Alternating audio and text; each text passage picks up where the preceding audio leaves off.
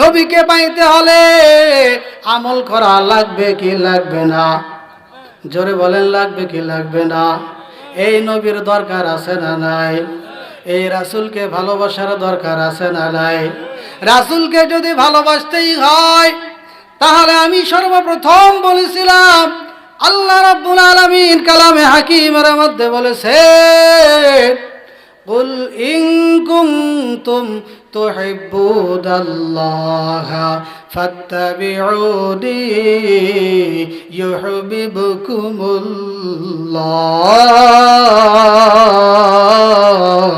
আল্লাহু আকবার।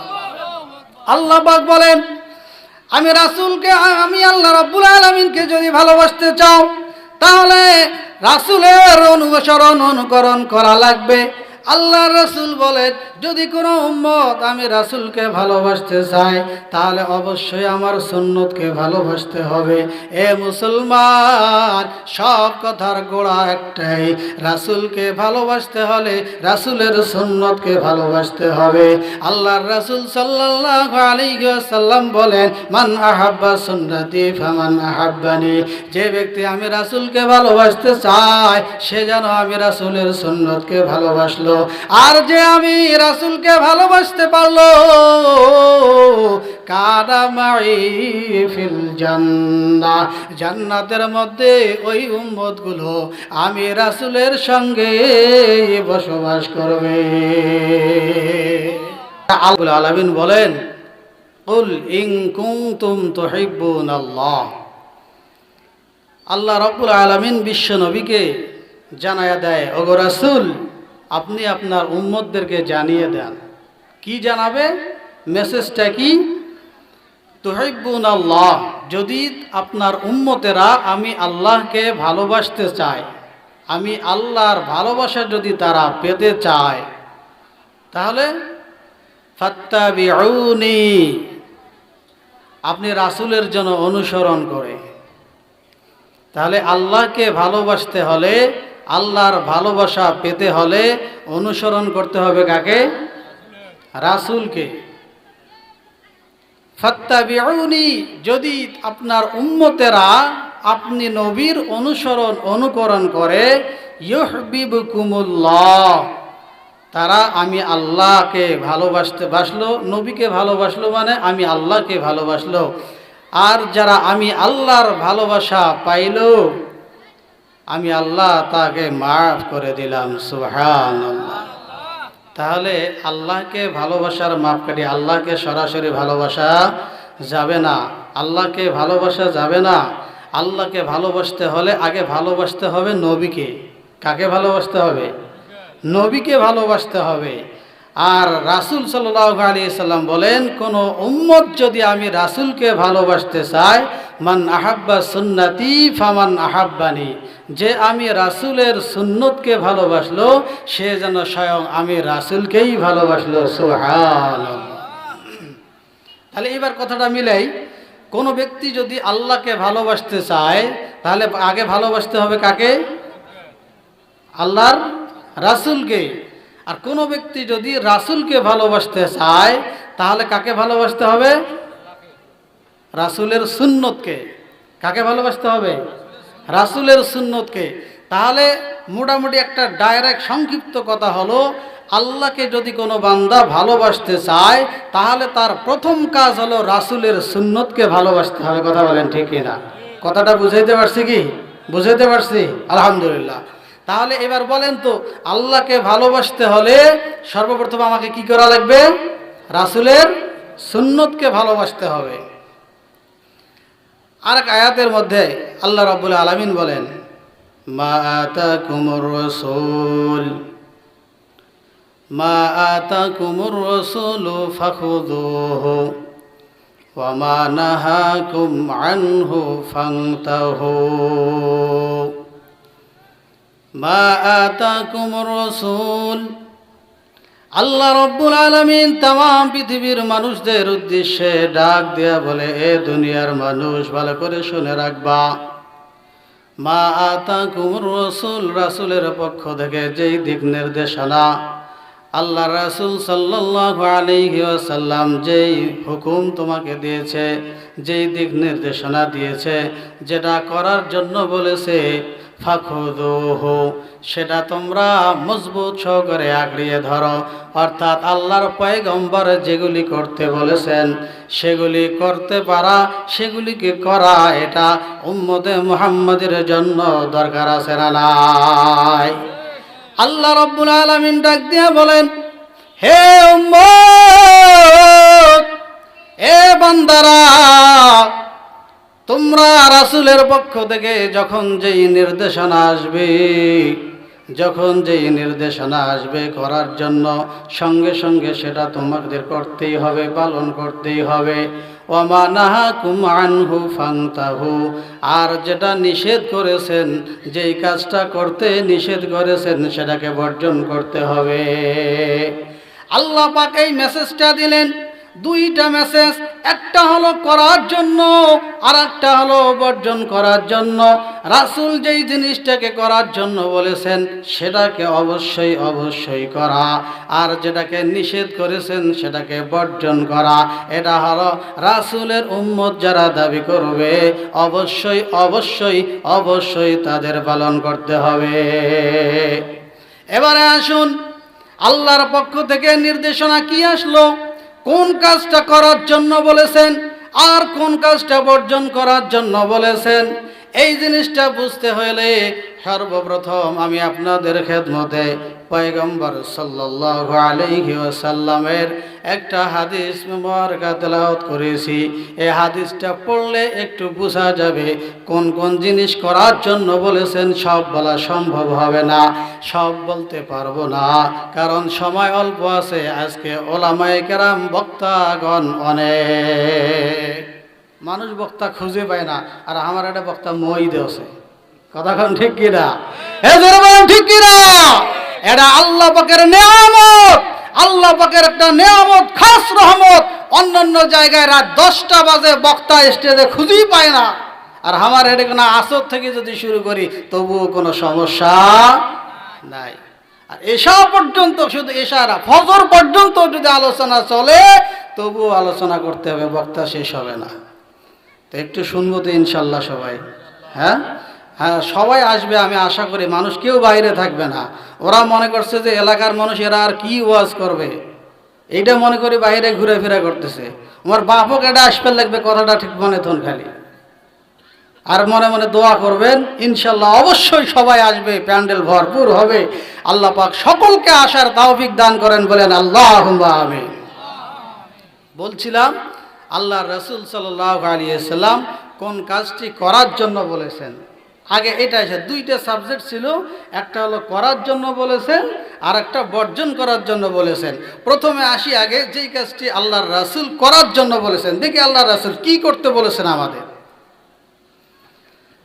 আল্লাহ রাসূল সাল্লাল্লাহু আলাইহি ওয়াসাল্লাম হাদিস শরীফের মধ্যে ডাক দিয়ে বলেন, এ উম্মতের দল, আমি রাসূলের পক্ষ থেকে তোমাদেরকে জানায়া দেয় একটা মেসেজ।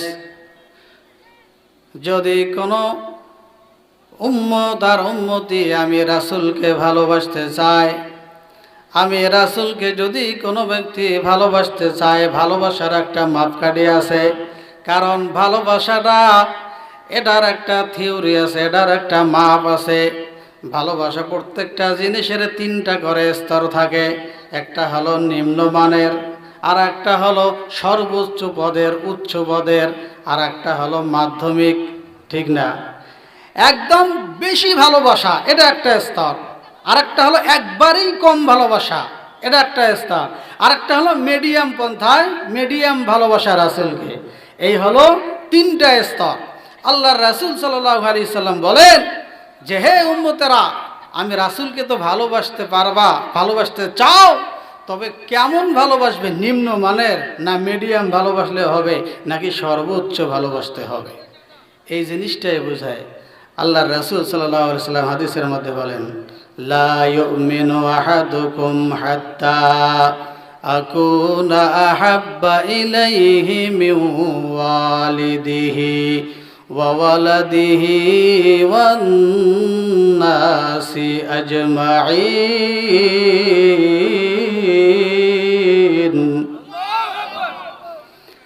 আল্লাহ রাব্বুল আলামিনের পয়গম্বর জানিয়ে দেয়, রে উম্মতের দল, আমি পয়গম্বরকে কতটুকু ভালোবাসবা মনে রাখো।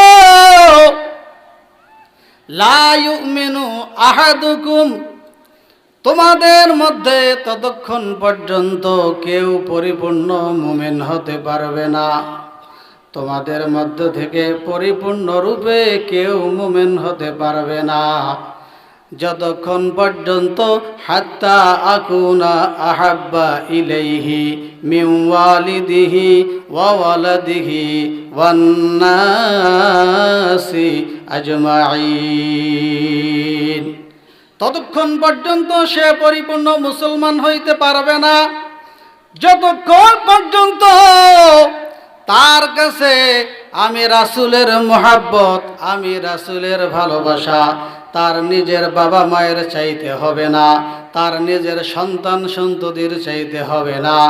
এমনকি শুধু সন্তান সন্ততি এমন নয়, পৃথিবীতে যত মানুষ আছে সমস্ত মানুষের চাইতে বেশি ভালোবাসতে হবে পয়গম্বরকে। এবার বুঝে থাকলে বলুন, রাসূলেরকে যে ভালোবাসার মাপকাঠি যে স্তরটা দিলেন সেটাতে কি বুঝলেন আপনারা? নিম্নমানের ভালোবাসতে হবে না, মিডিয়াম না সর্বোচ্চটা? শুধু সর্বোচ্চ না, তার চেয়েও বেশিটা, কথা বলেন ঠিক কিনা? যেহেতু বলেছেন তোমার সন্তানের চাইতে, তোমার পিতামাতার চাইতে, তোমার এক কথায় পৃথিবীতে যত লোক আছে, যত মানুষ আছে, সমস্ত মানুষের চাইতে বেশি ভালোবাসতে হবে কাকে? পয়গম্বরকে বেশি ভালোবাসতে হবে। কেন আপনারা বলেন তো দেখি? আমাদের দেশের যিনি প্রধানমন্ত্রী তার বেশি মর্যাদা না আমার পয়গম্বরের বেশি মর্যাদা?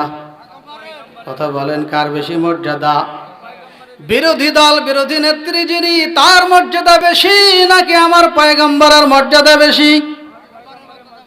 আমার পয়গম্বরের মর্যাদা বেশি না চরমনাই বিশ্বের মর্যাদা বেশি? তাহলে চিন্তা করে দেখেন, যেখানে কোনো পিসাব তো দূরের কথা, আরো যত আল্লাহর ওলি আছে, এ মুসলমান পয়গম্বরের সঙ্গে কারো তুলনা হয় না। কথা কোন ঠিক কিনা? যেহেতু পয়গম্বরের সঙ্গে কারো মর্যাদাই হয় না, এ মুসলমান ইমানদার ভালো করে কথাগুলো বুঝবেন। আল্লাহর পয়গম্বরের মর্যাদা এত বেশি, এত বেশি, এত বেশি। আল্লাহর পয়গম্বর বুঝাইতে গিয়া কিছু উদাহরণ দিয়েছেন, আর ডাক দেয়া বলে, এ উম্মতেরা, আমি কিছু কিছু কারণ এমন আছে, আমি রাসূলকে কেন তোমরা বেশি ভালোবাসবা জানো? আমি রাসূল এমন দরদি উম্মতের জন্য, এইরকম দরদি পৃথিবীর আর কোনো মানুষ হয় না। কথা কোন ঠিক কিনা? এ মুসলমান, আল্লাহ রাব্বুল আলামিন বান্দাকে যত ভালোবাসে, বান্দাকে যত ভালোবাসে, এমন ভালোবাসা বলেন তো দেখি পৃথিবীর আর কোনো মানুষ পারবে? কোনো পীর পারবে? কোনো মানুষ পারবে? কোনো পয়গম্বরও পারবে না। তাহলে আল্লাহ রাব্বুল আলামিনের যত ভালোবাসা আছে, সমস্ত ভালোবাসাগুলোর মধ্যে 100 ভাগ করে 1 ভাগ বিশ্ব নবীদেরকে আল্লাহ রাব্বুল আলামিন দান করেছে। একটা ভাগ শুধুমাত্র নবীদেরকে দান করেছেন। এই একটা ভাগকে আবার 100 ভাগ করা হয়েছে। 100 ভাগ করে 99 ভাগ পয়গম্বরের কাছে রেখে দিয়েছেন, আর মাত্র একটা ভাগ দুনিয়ার মধ্যে যত মানুষ আছে সমস্ত মানুষের জন্য আল্লাহ রাব্বুল আলামিন বন্টন করে দিয়েছে। তাহলে 100 ভাগ ভালোবাসার মধ্যে 99 ভাগ ভালোবাসা হলো কার কাছে? আল্লাহর কাছে। আর বাকি 1 ভাগ, এইটাকে আবার 100 ভাগ করা হয়েছে। এই একটা ভাগকে 100 ভাগ করে 99 ভাগ নবীর কাছে রাখছেন, আর বাকি মাত্র একটা ভাগ পৃথিবীর যত মানুষ আছে এই একটা ভাগ পৃথিবীর মানুষদেরকে ভাগ করে দিয়েছেন।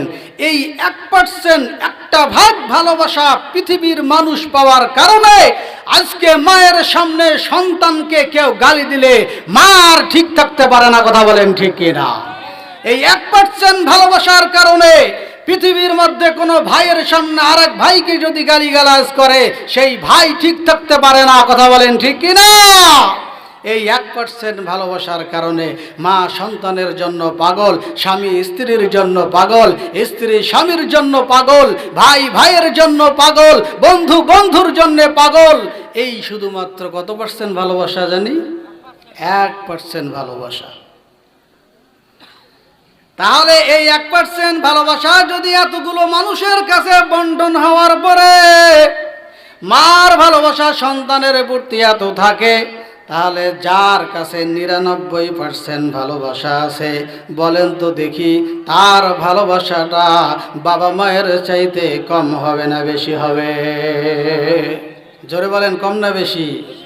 তাহলে পয়গম্বরের উপরে 99% ভালোবাসা আছে, বাবা মায়ের চাইতে পয়গম্বরের ভালোবাসা কম না বেশি? ভাইয়ের চেয়ে পয়গম্বরের ভালোবাসা কম না বেশি? এ মুসলমান, পয়গম্বরের কাছে যেই 99% ভালোবাসা রয়েছে এটা তো 1% থেকে 100 ভাগ করা হয়েছে। তাহলে যে রব্বে কারিমের দরবারে 99 অরিজিনাল ভালোবাসা 99% আছে, সেই আল্লাহ রব্বুল আলামিন বান্দাদেরকে কেমন ভালোবাসে? আল্লাহু আকবার! अल्लाह अल्लाह क्या मुबारक नाम है, अल्लाह अल्लाह आशिकों का काम है। আল্লাহ রাব্বুল আলামিনের কাছে 100% ভালোবাসার মধ্যে 99% ভালোবাসায় রাখছেন। তাহলে কত দরদি হবে, কত দরদি হবে এ মুসলমান বন্ধুগণ। এবার আসেন আমি আমার মূল কথার দিকে আসি। পয়গম্বর যে বললেন, এই উম্মতেরা তোমরা তোমাদের বাবা মায়ের চাইতে বেশি ভালোবাসবে আমি পয়গম্বরকে। তোমাদের দুনিয়াতে যত মানুষ আছে নেতার চাইতে বেশি ভালোবাসতে হবে পয়গম্বরকে। তোমার নেত্রীর চাইতে বেশি ভালোবাসতে হবে পয়গম্বরকে। দুঃখের বিষয় দুঃখের বিষয় হলেও এই কথাটা সত্য। যেখানে আল্লাহর পয়গম্বর বললেন তোমার সমস্ত মানুষের চাইতে বেশি ভালোবাসতে হবে আমি আরো পয়গম্বরকে, সেখানে আজকে সবচেয়ে নিম্ন ভালোবাসা থাকে আমার পয়গম্বরের জন্য। কথাখান ঠিক কিনা? আজকে আমার বাবা মাকে গালিগালাজ করলে আমি বসে থাকতে পারি না। কথা কয় না? জোরে বলেন ঠিক কিনা?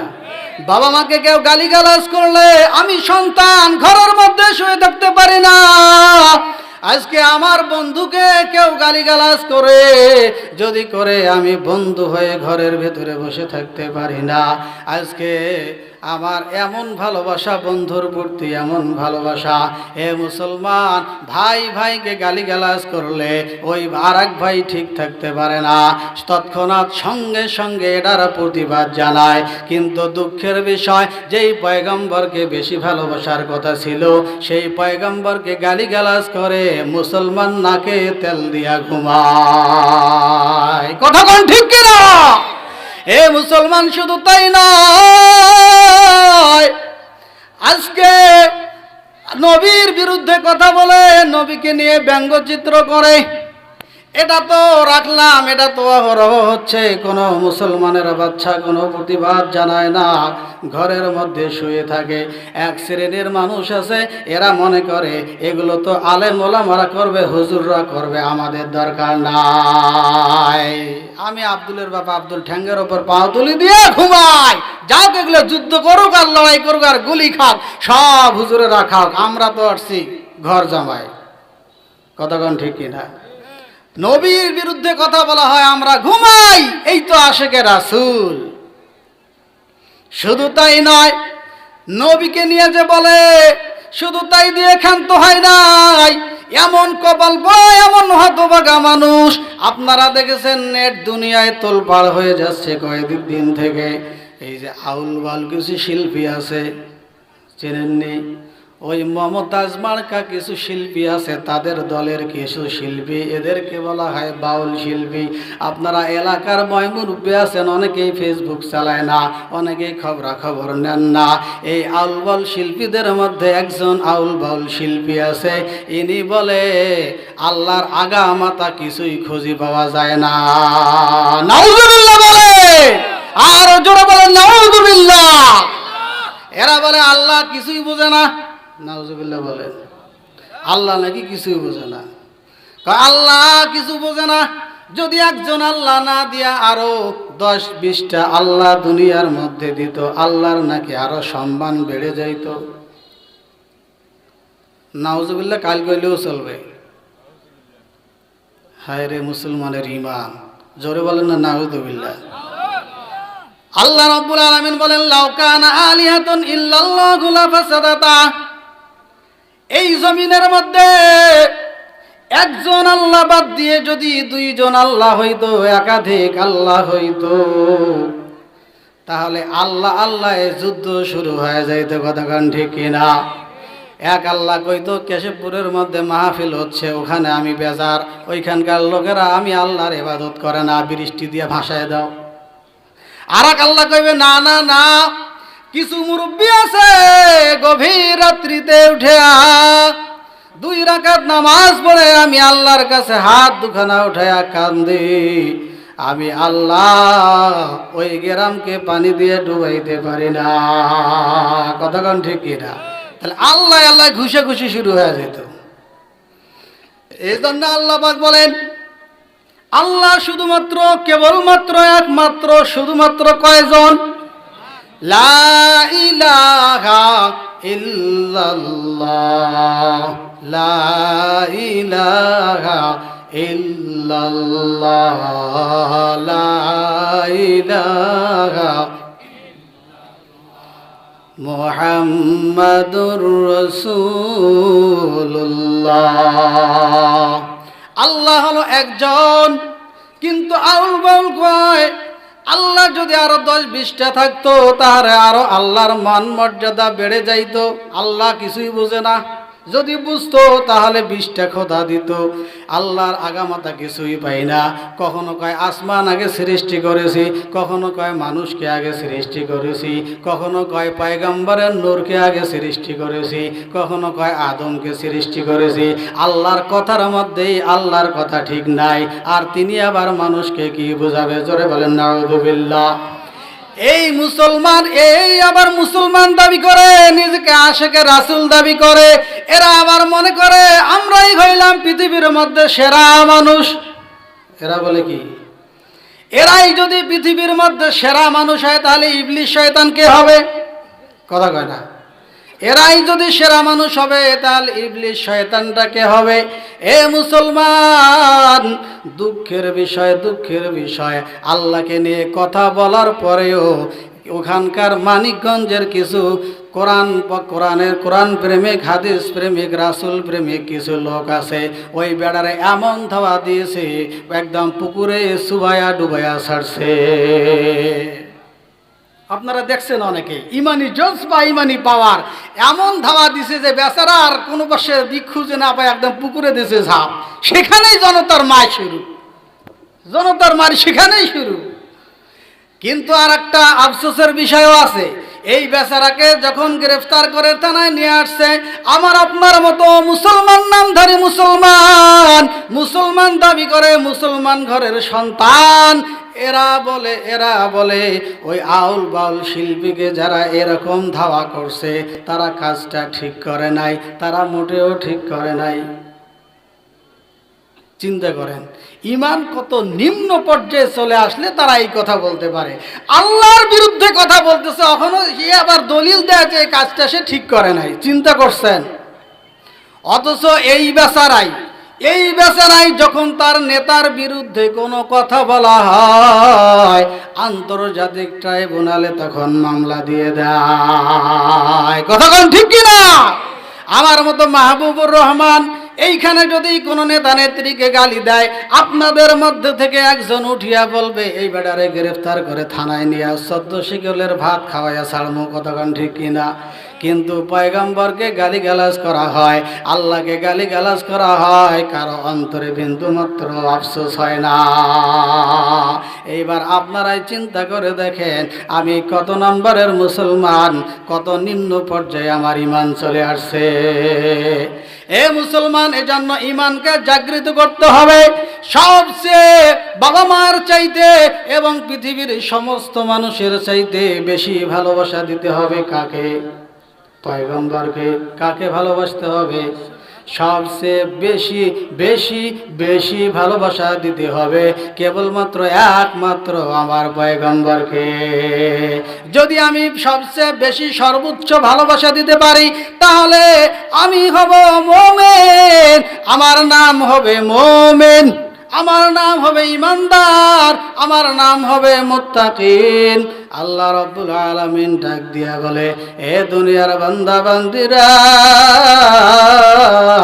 মুমিন হইয়া যদি কবরে আসো, মুমিন হইয়া যদি কবরের মধ্যে আসতে পারো, তাহলে আমি আল্লাহর জান্নাত তোমার জন্য বরাদ্দ।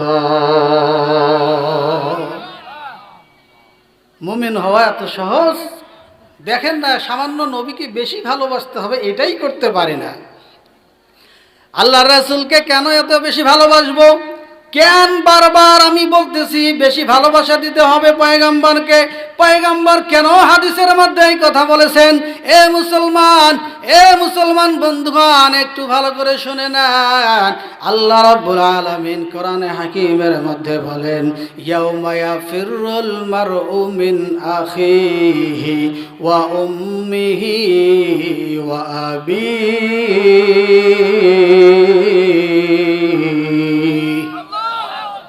কিয়ামতের ময়দান কায়েম হয়ে যাবে। কিয়ামতের ময়দানে আল্লাহ রাব্বুল আলামিন কাহার নাম ধারণ করবে। কোরআনে কারীমের মধ্যে বলেন, লিমানিল মুলকুল ইয়াউম লিল্লাহিল ওয়াহিদিল কাহ্হার।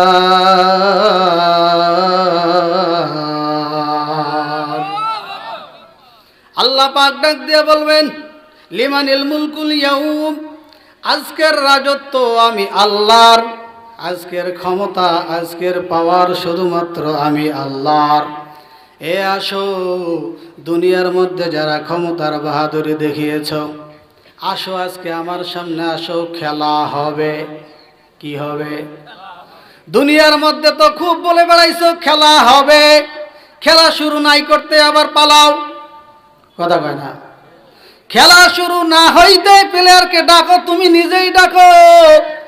এখনো খেলা শুরু হয় নাই, প্লেয়ার মাঠে না আসতেই ভয়তে পালাও।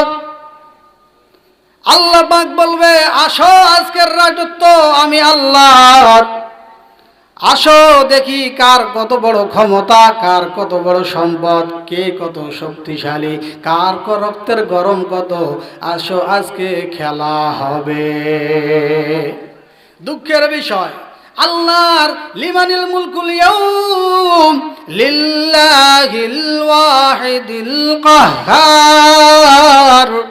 আল্লাহ পাক কাহ্হার নাম ধারণ করবে, কঠিন রাগান্বিত হবেন। রাগান্বিত এত বেশি হবেন, কোন মানুষ আল্লাহর সামনে দাঁড়াবে তো দূরের কথা, একটা মানুষ কথা বলার কোনো সাহস পায় না। শুধু মানুষ কেন, পয়গম্বর পর্যন্ত নফসি নফসি করে কাঁদতে থাকবে। পয়গম্বর সকলেই থরথর করে কাঁপতে থাকবে। কি শুরু হয়ে গেছে? যে রাগান্বিত আল্লাহ রাব্বুল আলামিন হয়ে গেছেন, না জানে আজকে কার কপালে কি হয়, না জানে আজকে কি জানি হয়। আল্লাহর কাঠ গড়ায় দাঁড় করাতে হয়, দাঁড় করালে আল্লাহ পাক যদি জাহান্নামে দেয়, কিছু করার উপায় নাই। এ মুসলমান, এমন এক মুহূর্তে, আমি সংক্ষিপ্ত করতেছি, এত বিস্তারিত বলতে পারবো না, এমন একটা পর্যায়ে চলে আসবে, সমস্ত মানুষ একত্রিত হয়ে পয়গম্বর আদমের কাছে চলে যাবে, কারণ তিনি হলো আমাদের কি পিতা? কথা কয় না? আদম আলাইহিস সালাম কি পিতা? আদি পিতা। উনি হলো আমাদের সর্বপ্রথম আব্বা, ঠিক কি না? সর্বপ্রথম আব্বা কে? জোরে বলেন, জোরে বলেন, একটু বলেন, নামগুলো বলেন, মুখটার জড়তাটা ভাঙুক। আল্লাহর কাছে কিয়ামতের ময়দানে অন্তত এইটা বলতে পারবো যে মাহফিলে কিছু আমল করতে পারি কি না পারি, কমপক্ষে নবীর নামগুলো, সুবহানাল্লাহগুলো, আল্লাহু আকবারগুলো মুখ দিয়ে উচ্চারণ করেছি। ইচ্ছা, আল্লাহ যদি ইচ্ছা করে এই ওসিলায় জান্নাত দিতে পারেন, সুবহানাল্লাহ। এই জন্য বলেন আমাদের আদি পিতার নাম কি?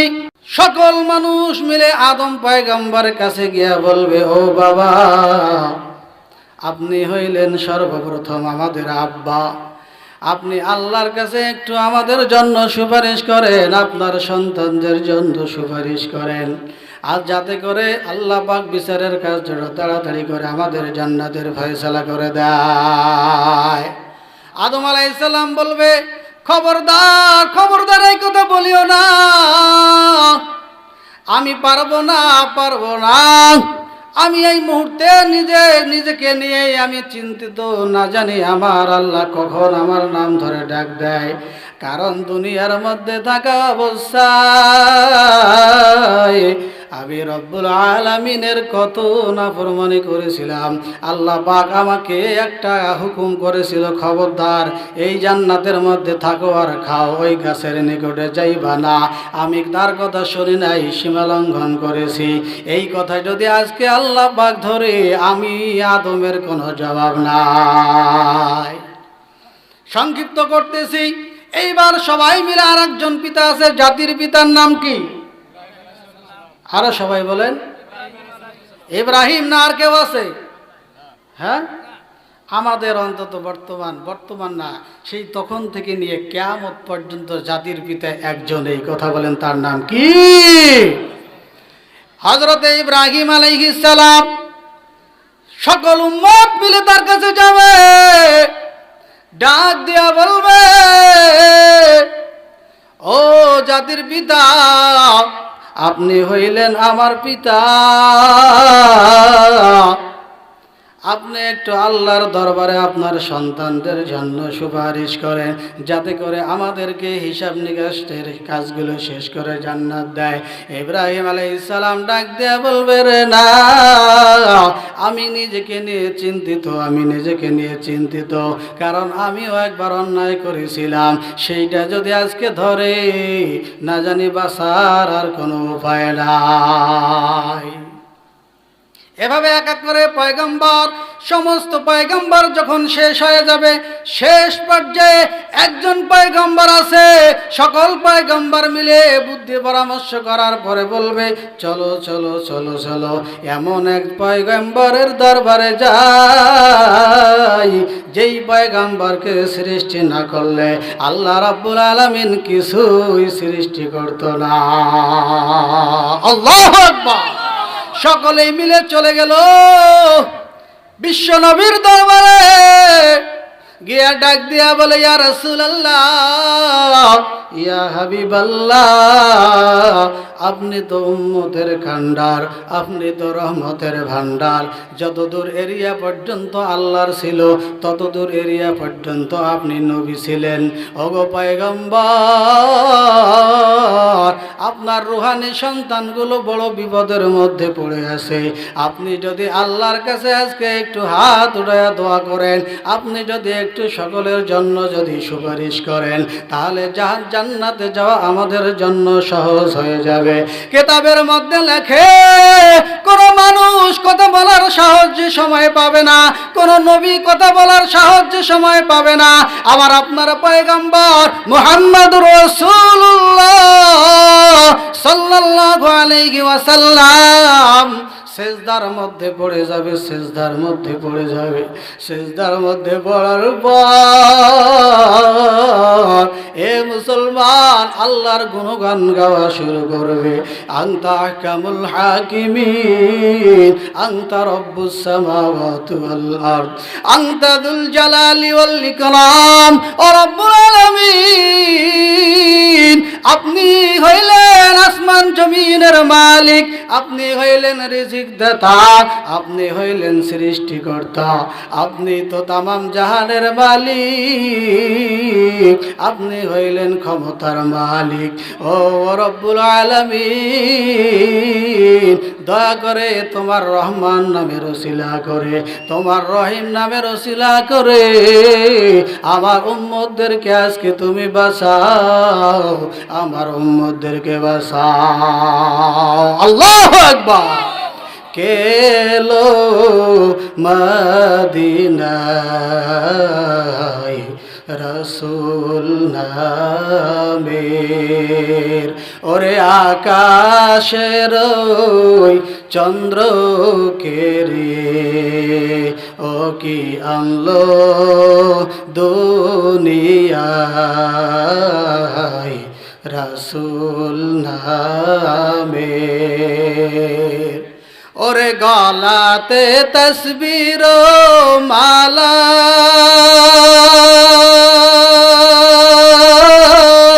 কে চলে ওই কামলিওয়ালা রে, ওরে আমন রদির কথা, ওরে আমন রদির কথা শুনলে পরাণ জুড়ায় রসুল নামের। জোরে বলেন মারহাবা, আরো জোরে মারহাবা। আলোচনা চলবে না, শেষ করব? চলবে? মাশাআল্লাহ, দোয়া করেন একটু বেশি বেশি করে। তাহলে শেষ পর্যন্ত বিশ্ব নবীর কাছে সমস্ত পয়গম্বরেরা এসে পয়গম্বরকে বললেন, ওগো পয়গম্বর, আপনি একটু আল্লাহর কাছে সুপারিশ করেন আপনার রুহানি সন্তানদের জন্য, যাতে করে আল্লাহ পাক তাদেরকে জান্নাত দান করে। এবার আপাতত এই পর্যন্তই রাখলাম। আর একটু সামনের দিকে অগ্রসর হই। আল্লাহর রাসূল সাল্লাল্লাহু আলাইহি ওয়াসাল্লাম যে কেন বললেন সমস্ত মানুষের চাইতে বেশি ভালোবাসতে হবে আমি পয়গম্বরকে। দরকার আছে না নাই জানার? জোরে বলেন, আছে না নাই? এ মুসলমান বন্ধুগণ, এইবারে শোনেন, আল্লাহ পাক রব্বুল আলামিন ডাক দিয়ে বলে, ইয়াউমা ইয়াফিরুল মারউ মিন আখিহি ওয়া উম্মিহি ওয়া আবিহি ওয়া সাহিবাতিহি ওয়া বানিহি। আরেক কিতাবের মধ্যে বলেন, কিয়ামতের ময়দানে সমস্ত মানুষগুলো থরথর করে কাঁপতে শুরু করবে। এমন তো অবস্থায় কিয়ামতের মাঠে যখন হিসাব নিকাশ শুরু হয়ে যাবে, আমল নামা ওজন দেওয়া হবে। এ মুসলমান, এক ব্যক্তির আমল নামা ওজন দেওয়া হবে। দেখা যায় আর মাত্র একটা নেকি হলে নেক আমলের পাল্লা ভারী হয়ে যায়। কয়টা নেকির দরকার? মাত্র একটা নেকি। এ মুসলমান, কিন্তু নেকি পাবে কোথায়? এই একটা নেকি কোথায় পাবে, কেমনে পাবে? আল্লাহর বান্দা মনে মনে বিশাল বড় আফসোস। পরীক্ষার্থী যারা যুবক ভাইয়েরা আছো, পরীক্ষার্থী যারা পরীক্ষা দেয়, 1 নম্বরের জন্য পাস করতে পারে না, 1 মার্কের জন্য গোল্ডেন এপ্লাস পায় না, তাদের মনে কি আফসোস সেটা শুধু তারাই জানে যারা পরীক্ষা দিয়েছে। কথা কোন ঠিক কিনা? এই একটা মার্কের জন্য, এই একটা নেকির জন্য কিয়ামতের ময়দানে এই বান্দা খোঁজাখুঁজি শুরু করবে। দুনিয়ার মধ্যে আমার চাচা, মামা, খালু, অনেক আত্মীয় স্বজন আমার ছিল, যারা দুনিয়ার মধ্যে আমার কোনো অসুবিধা হইলে সঙ্গে সঙ্গে দৌড় দিয়ে আসতো। কথা কোন ঠিক কিনা? আমি যদি এই মুহূর্তে কোনো বিপদের সম্মুখীন হই, আপনারা সকলেই দৌড় দিয়ে আসবেন, আমার আত্মীয় স্বজন যারা আছে সকলেই দৌড় দিয়ে আসবে। কিয়ামতের ময়দানে ওই আল্লাহর বান্দার স্মরণ হয়ে যাবে, ও বাবাজি, দুনিয়ার মধ্যে বেঁচে থাকাকালীন আমার অনেক বন্ধু ছিল, যখন কোনো বিপদের সম্মুখীন হইতো শুধু হ্যালো বললে আমি দৌড় দিয়ে চলে গিয়ে তাকে সহযোগিতা করেছিলাম, তাকে হেল্প করেছিলাম, তার আমি উপকার করেছিলাম। দেখি ওই বন্ধু বন্ধুরে খুঁজতে শুরু করি দেই, যদি তারা আজকে আমি দেখা পাই, ওই একটা নেকি অবশ্যই অবশ্যই সে আমার দিবে। এ মুসলমান এবার খোঁজা শুরু করে দেয়, বন্ধুর দেখা হঠাৎ সামনে। রে দোস্ত, দুনিয়ায় থাকা গেলি শুধু একবার হ্যালো বললেই তোমাকে হেল্প করার জন্য আমি দৌড় দিয়ে চলে গেছি। আজকে তোমার কাছে একটা আমি জিনিস চাই, একটা নেকি হইলে আমার জান্নাতের ফয়সালা হয়ে যায়। এরে দোস্ত, একটা নেকি আমারে তুমি দিয়া দাও। দোস্ত ডাক দিয়া বলবে, কিসের তুই বন্ধু? তোরে আমি চিনি না, তোরে আমি চিনি না। কিসের আবার হেল্প করেছো আমাকে? তোরে আমি চিনি না, তুমি চলে যাও। দোস্ত অবাক হয়ে যাবে, বলে কি কত হেল্প করলাম, কত উপকার করলাম, সে এখন বলে চিনে না। না, বন্ধুকে দিয়ে হবে না, সময় কম। দৌড় দিয়ে যাবে। এবার ওই জনম দুঃখিনী একজন মা ছিল, ওই মায়ের কাছে গিয়ে বলবে, ও জনম দুঃখিনী মা,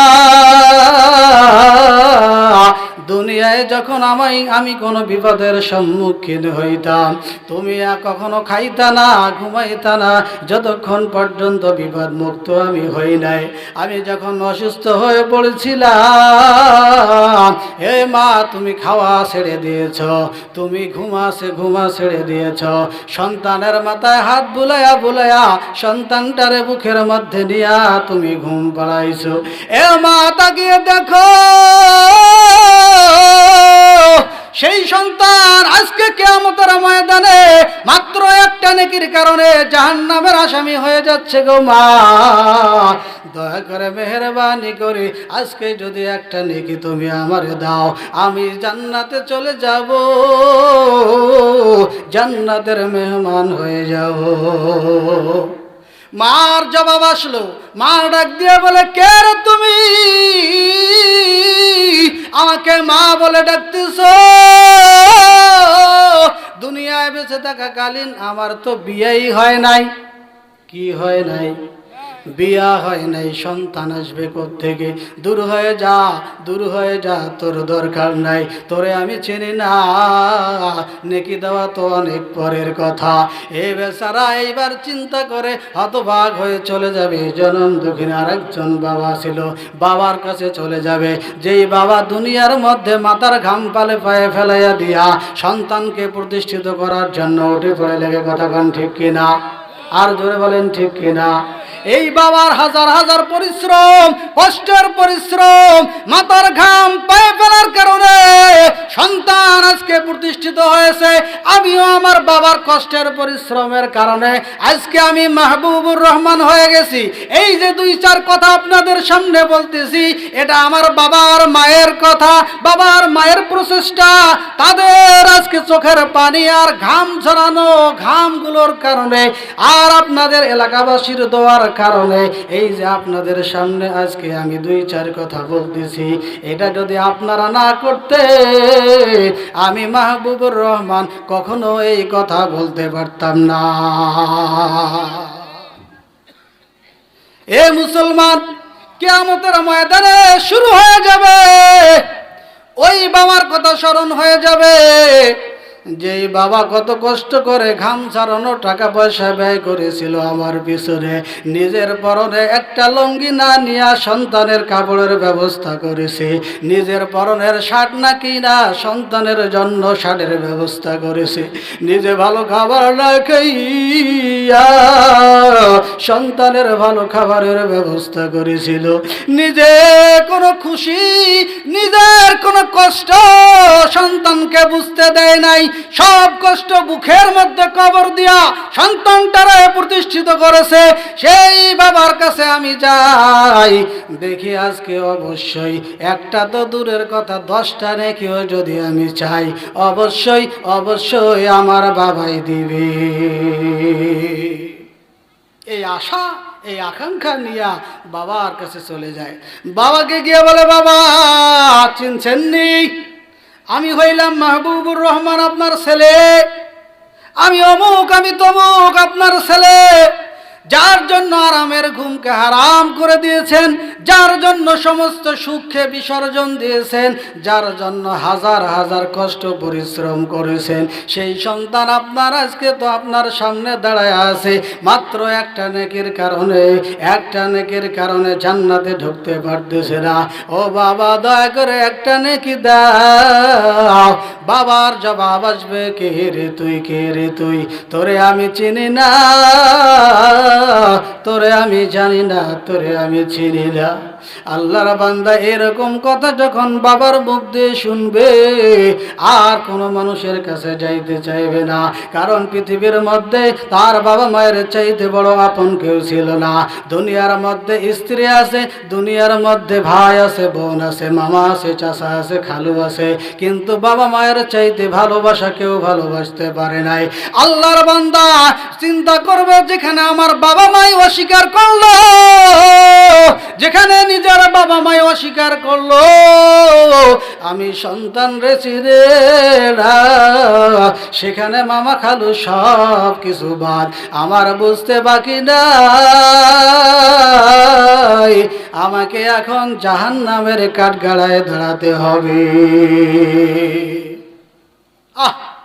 আমার আর বুঝার বাকি নাই, আমাকে জাহান্নামেই যেতে হবে। ফেরেশতাকে গিয়া বলে, আমি পারলাম না, চলো জাহান্নামে নিয়ে চলো। কিতাবে লেখে, এইবার জাহান্নামের ফেরেশতারা হাতে পায়ে রশি লাগাইয়া, বেড়ি লাগাইয়া জাহান্নামের দিকে ছেঁচড়াইয়া ছেঁচড়াইয়া টান দিবে। এ মুসলমান, জাহান্নামের দিকে যখন টান দিয়ে নিয়ে যায়, বান্দা জাহান্নামে যাইতে চায় না, কারণ জাহান্নামের আগুন বড় কষ্টের আগুন, জাহান্নামের শাস্তি বড় শাস্তি রে বাবা। জাহান্নামে কেউ যেতেই চাবে না, যেতেই চাবে না। আপনারা ছাগল পালেন, দেখবেন ছাগলকে যদি পানির দিকে টান দেন, আপনি একবার টানবেন, সে আরো দুইটা ব্রেক ধরে বসে যায়, কথা কান ঠিক কিনা? এমন ভাবে খাইটাম ভাবে ব্রেক করে, দুই পা দিয়ে যখন হয় না, সরল চার পা দিয়ে ব্রেক করে, চার পা দিয়ে যখন হয় না, আপনি তবুও টানতেছেন। সে মনে করে জীবনের শেষ মুহূর্ত মনে করে, এইবার আমি সর্বোচ্চ শক্তি দিয়ে এবার ব্রেক করে ধরে থাকে। আপনি আমি বুঝি না, ছাগলের গলার দড়িটা ধরে এমন জোরে টান দেই, মনে হয় গলাটা ছিঁড়ে যাবে। আসের আলা এরকম। এ মুসলমান, এইরকম ভাবে ওই জাহান্নামী ব্যক্তিকে জাহান্নামের যখন বেড়ি লাগায়া জাহান্নামের দিকে টানবে, এক পা যদি সামনের দিকে আগায়, বারবার তার চেয়ে বেশি পিছনের দিকে পিছনে যাওয়ার চেষ্টা করে, কিন্তু না, ছাগল যেমন আমার হাত থেকে পালাইতে পারে না, জাহান্নামী আসামি জাহান্নামী ব্যক্তিটাও পিছপা হইতে পারবে না। এইবার জাহান্নামের ফেরেশতারা বলবে, চল চল, পিছনে তাকায় লাভ নাই। ভাইয়ের কাছে গেছো, বোনের কাছে গেছো, বন্ধুর কাছে গেছো, এমনকি তোমার জনম দুঃখী বাবা সবারই কাছে তুমি গেছো, কোনো ফায়দা হয় নাই, কোনো ফায়দা হয় নাই। আল্লাহর বান্দা এই কথা বলার পর জাহান্নামের দিকে যখন আগাবে, আবার এক পা আগায় আর পিছনে আবার দুই পা পিছানোর চেষ্টা করে, শুধু বাঘে তাকায় দেখে না, ওই বুঝে আসতেছে আমার একজন মা, ওই বুঝে আসতেছে আমার দুনিয়ার ওই ভাই, ওই বুঝে আসতেছে আমার চাচা। এইভাবে এইটা মনে করে বারবার পিছনের দিকে তাকায়। আমার কষ্ট কেউ সহ্য করবে না, অবশ্যই দুনিয়ার মধ্যে যে মহব্বতের মানুষগুলো ছিল, অবশ্যই কেউ না কেউ হয়তো বা আমাকে একটা নেকি দিয়ে হেল্প করবে। এই হেল্প পাওয়ার আশায়, এই উপকারটা পাওয়ার আশায় বারবার পিছনের দিকে তাকায়। এ মুসলমান, কিতাবে লেখে, পিছনে তাকাইতে তাকাইতে শেষ পর্যায়ে সামনের দিকে একবার তাকায়া দেখে, ওরে সর্বনাশ, আর বাঁচার উপায় নাই। ওই যে দেখা যায় জাহান্নামের সদর গেট, ওই যে দেখা যায় জাহান্নামের মালিক ফেরেশতা সেখানে বসা। লা লা, এতক্ষণ মনে করেছিলাম কেউ না কেউ আমাকে উদ্ধার করবে, কেউ না কেউ একটা নেকি দিয়ে আমারে হেল্প করবে, কিন্তু এখন আর আমার উপায় নাই। বুঝতে পেরেছি আমাকে আর কেউ হেল্প করবে না, সহযোগিতা করবে না। বেচারা এইবার নিরুপায় হইয়া সব আশা ছেড়ে দিবে। সব আশা ছেড়ে দেওয়ার পর এইবার ফেরেশতাকে বলবে, এতক্ষণ ধরে তোমাদের বড় কষ্ট দিয়েছিলাম, আমি সামনে আগাইতে চাই নাই, এইবার বুঝতে বাকি নাই, কেউ আর আমার দিকে আসবে না, কেউ বাঁচাতে আর আসবে না, চলো চলো আমাকে নিয়ে চলো। কিতাবের মধ্যে লেখে ফেরেশতারা যখন তাকে টান দিয়া যখন জাহান্নামের দরজার সামনে নিয়ে যাবে, জাহান্নামের ভিতরে সদর গেটের ভিতরে কেবল পা রাখবে, পাটা উঠাইছে শুধু রাখবে, এমন সময় পিছন থেকে সাদা পোশাক পরিহিত একজন যুবক ডাক দেয়া বলে, ফেরেশতা দাঁড়াও। আল্লাহু আকবার, আরো জোরে বলে আল্লাহু আকবার। বলছিলাম সর্বশেষ মুহূর্তে পাটা রাখবে ভাব, এমন সময় সাদা পোশাক পরিহিত যুবক ডাক দেয়া বলে, ফেরেশতারা এই খবরদার, সামনে এক পার অগ্রসর হওয়া যাবে না। পিছনে ফিরে দেখে একজন যুবক এসে হাজির হয়ে গেছে। এই যুবক, কে গো আপনি? এত বড় বাধা আপনার? এই পরিচয় পরে আগে আসো এদিকে আসো। আসবে যখন কিতাবে লেখে তাকে জিজ্ঞাসা করা হয়, ফেরেশতাদেরকে জিজ্ঞাসা করা হয় এই বেচারাকে কোথায় নিয়ে যাওয়া হয়? বলে জাহান্নামে। কেন? আল্লাহর হুকুম হয়েছে সে জাহান্নামের আসামি, তার একটা নেকি কম, নেকির পাল্লা তার হালকা হয়ে গেছে, এজন্য সে জাহান্নামে যাবে, জাহান্নামের কাঠগড়ায় দাঁড়াবে। এবার সাদা পোশাক পরিহিত যুবক ডাক দিয়া বলবে, না না, এটা বিশ্বাস করি না, আমার সামনে আবার ওজন করতে হবে তোমাদেরকে, অবশ্যই ওজন করতে হবে। আমি স্বয়ং নিজের চোখে দেখতে চাই আমলের পাল্লাটা ভারী না হালকা। আল্লাহু আকবার। শেষ পর্যায়ে নিরুপায় হইয়া আবার আমলনামা ওজন দেওয়ার জন্য মিজানের পাল্লার কাছে আসবে। আসার পরে আবার আমলনামা ওজন দেওয়া হবে। দেখে ওজন দেওয়ার পরে বাস্তবেই ভালো কাজের পাল্লা হালকা, গোনার পাল্লাটাই ভারী হয়ে গেছে। ফেরেশতা ডাক দেয়া বলবে, ওগো যুবক, এতক্ষণ ধরে তোমারে বললাম বিশ্বাস হয় নাই, বিশ্বাস করো না, এখন নিজের চোখে দেখে নাও আমলের পাল্লা তার হালকা হয়ে আছে। এ মুসলমান বন্ধুগণ, এইবার সাদা পোশাক পরিহিত যুবক কাছাকাছি চলে আসবে, পকেটের মধ্যে হাত ঢুকায় দিয়া একটা কাগজ বাহির করবে। আল্লাহু আকবার। আরো জোরে বলে আল্লাহু আকবার। আরো জোরে চিৎকার দিয়ে বলে আল্লাহু আকবার। এ মুসলমান, কিতাবে লেখে সাদা একটা কাগজের টুকরা পকেট থেকে যখন বাহির করবে, বাহির করার পরে ওই নেকির পাল্লা যেটা হালকা ছিল সেই পাল্লার মধ্যে রাখবে। কিতাবে লেখে ওই কাগজটা পাল্লায় রাখা মাত্র তার বদ আমলের পাল্লা চড়াং করে উপরে উঠে যাবে, আর নেকের পাল্লা ভারী হয়ে যাবে। আল্লাহু আকবার। যখন পাল্লা ভারী হয়ে গেল, ফেরেশতাকে বলে, এতক্ষণ খুব গল্প করছিলা, জাহান্নামের আসামি, আমল কম, নেকের পাল্লা হালকা, এবার তোমরাই নিজের চোখে দেখো আমলের পাল্লা ভারী না হালকা। বলে ভারী। যদি ভারী হয় আমলের পাল্লা, তাহলে স্থান কোথায়? বলে জান্নাতে। তাহলে ছেড়ে দাও, ওই আসামিকে ছেড়ে দাও, তাকে জান্নাতের ফয়সালা করে দাও। একজন আসামি, আমার আপনার মতো লোক যদি কোথাও বাইরে গিয়ে ধরা খায়, ধরা খায় গিয়ে যদি কোনো একজন মানুষ এসে এরকম বলে, এই খবরদার তাকে ধরবে না, দাঁড়াও এখানে, কাকে তুমি ধরে নিয়ে যাচ্ছ, এটাকে চেনো, এটা কে? বলে এটা আমার দলের লোক, অথচ আমি কিন্তু তারা চিনি না। এরকম হতে পারে কি না?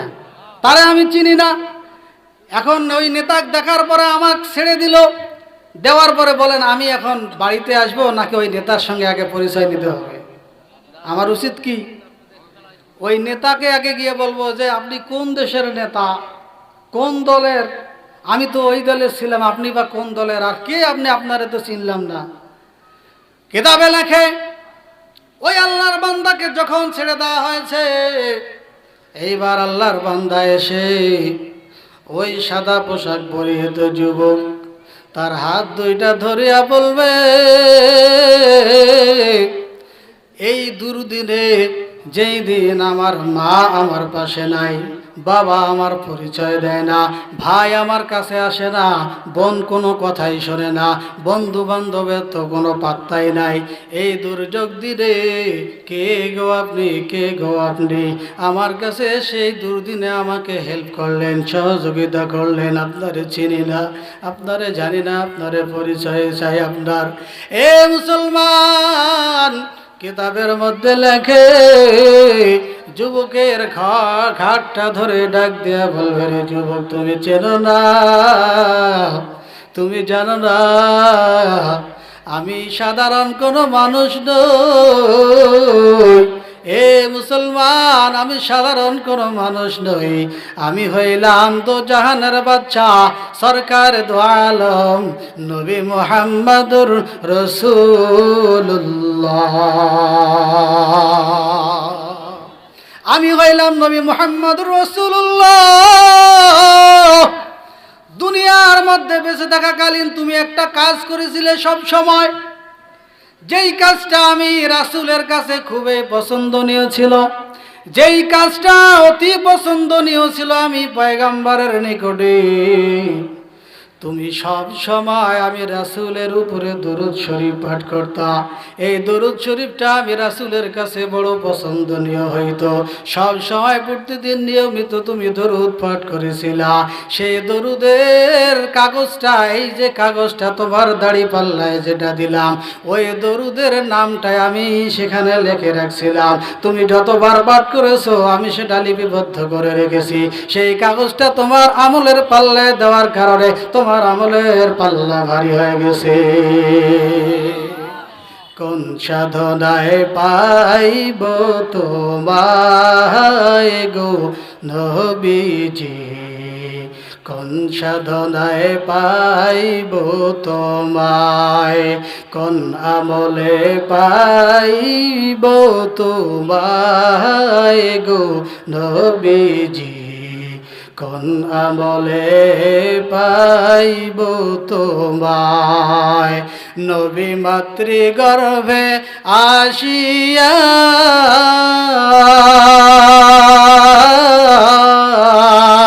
পিতা হারা হইয়া, এতিম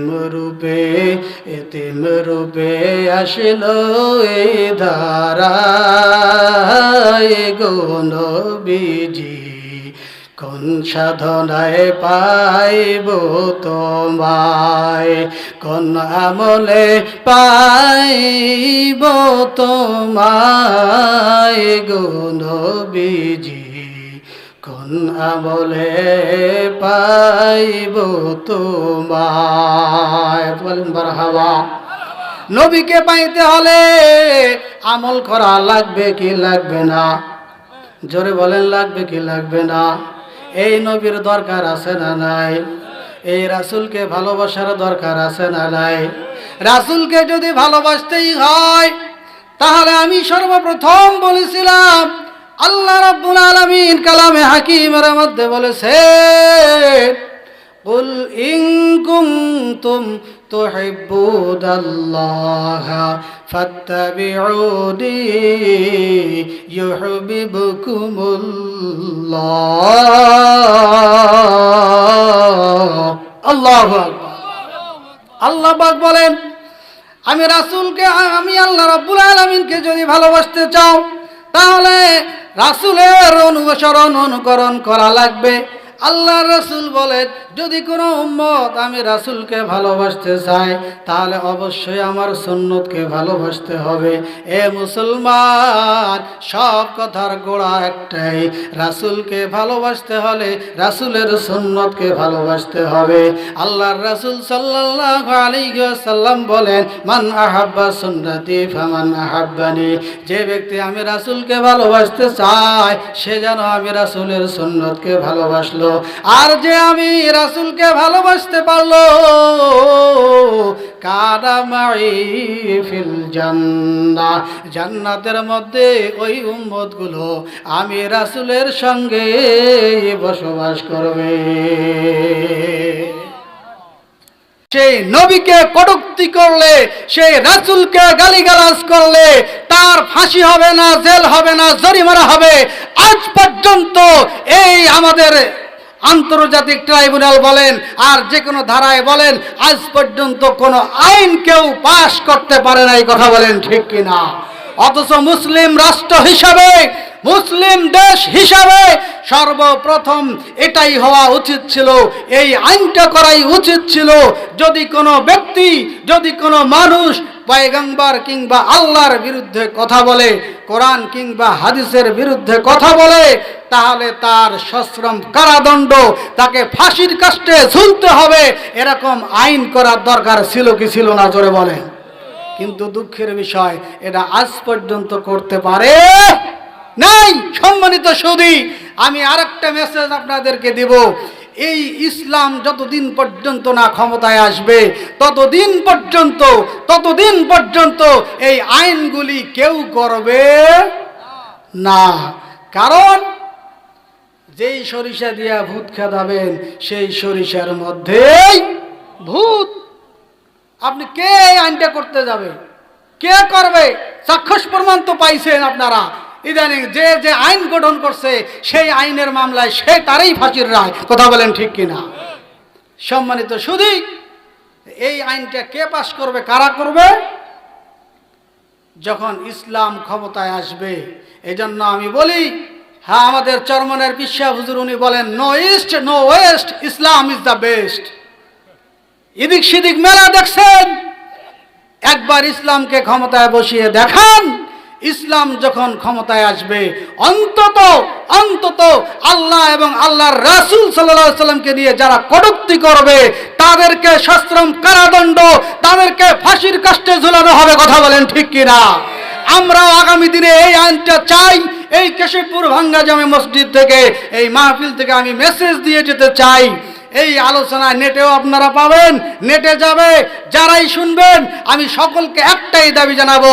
অনেক দেখা দেখে করছি, এবার ইসলামকে একটা বার দেখি, ইসলামকে একবার ক্ষমতায় বসাই, ইনশাআল্লাহ দেখবেন মুসলমানের মধ্যে যেই শান্তি, যেটা শান্তি হওয়ার কথা ছিল, ইনশাআল্লাহ ইনশাআল্লাহ ইনশাআল্লাহ সেই শান্তি মুসলমান আবারও ফিরে পাবে, আবারও ফিরে পাবে, আবারও ফিরে পাবে। কথা বলেন ঠিক কিনা?